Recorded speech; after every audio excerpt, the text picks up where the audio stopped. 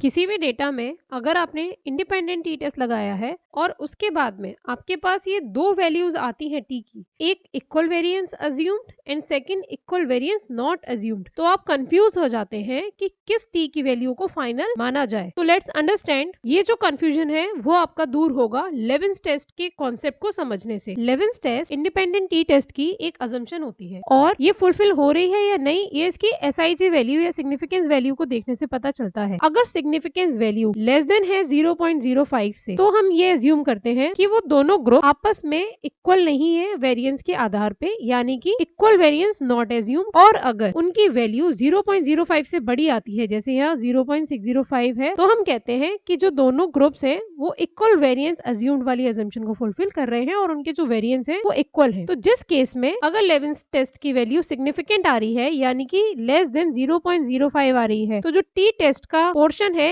Equal variance not assume, आप वो वाले टी वैल्यूज को और डिग्री ऑफ फ्रीडम को अज्यूम करेंगे। और अगर लेविन्स टेस्ट की वैल्यू मोर देन 0.05 आ रही है, तब आप अज्यूम करेंगे वेरिएंस आर इक्वल। अब इन दोनों में फर्क क्या होता है, यहाँ टी की वैल्यू भी स्लाइटली चेंज हो जाती है, डिग्री ऑफ फ्रीडम में भी थोड़ा सा फर्क होता है और अकॉर्डिंगली सिग्निफिकेंट वैल्यू भी चेंज हो जाती है। इक्वल वेरिएंस अज्यूम्ड और इक्वल वेरिएंस नॉट अज्यूम्ड में जो कैलकुलेशन का डिफरेंस होता है वो बस इतना होता है कि इक्वल वेरिएंस अज्यूम्ड में आप नॉर्मल टी को कैलकुलेट करते हैं, जबकि इक्वल वेरिएंस नॉट अज्यूम्ड में हम व्लेंच टी टेस्ट को यूज करते हैं। इक्वल वेरिएंस अज्यूम्ड में क्योंकि वेरिएंस लगभग बराबर होता है, तो पूल्ड वेरिएंस का यूज करके फर्दर कैलकुलेशन की जाती है, जबकि इक्वल वेरिएंस नॉट अज्यूम्ड में पूल वेरिएंस कैलकुलेट करना पॉसिबल नहीं होता, इसलिए इस केस में वेल्च टी टेस्ट को यूज किया जाता है। यहाँ डिग्री ऑफ फ्रीडम से भी आप पता कर सकते हैं कि जो नॉर्मल टी टेस्ट है या equal variance assume T test है, उसमें पूरी आ रही होती है n-2, जबकि जो इक्वल वेरिएंस नॉट अज्यूम्ड है वहां पर जो डिग्री ऑफ फ्रीडम की वैल्यू है वो पॉइंट्स में आती है, क्योंकि इसकी डिग्री ऑफ फ्रीडम कैलकुलेट करने का तरीका भी डिफरेंट होता है। जो इक्वल वेरिएंस नॉट अज्यूम्ड है वहाँ डिग्री ऑफ फ्रीडम पॉइंट में तो आता ही है, उसके साथ साथ जो इक्वल वेरिएंस अज्यूम्ड वाला था उससे कम आता है कुछ। तो